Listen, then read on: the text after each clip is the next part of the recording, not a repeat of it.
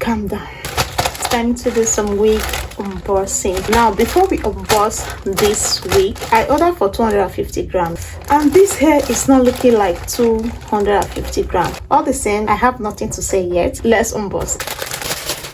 What is going on here? This wig is 26 inches. Does this look like 26 inches? What is this? Extra strap clip.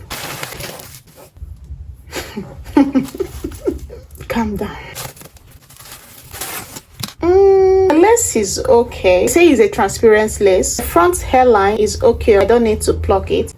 It doesn't smell bad. Does this look like 26 inches?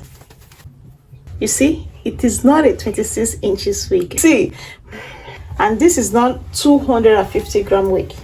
Guys, what am I going to do? Like, I need to return this wig. The wig is a no-no, and this is not a 26 inches wig. Now, one thing I love about this wig, I'm going to be honest, is the lace. The lace is transparent. The hairline is perfect. I don't need to pluck. Inside, it has a strap, a clip at the front, at the back, at the side. With the review I saw before getting this hair, I didn't see any bad review. That was the reason why I got this hair. But now, getting to me, I need to return it. Guys, this is the end of our wig review. As you can see, I'm not happy at all. This is not what I was expecting. Bye, guys.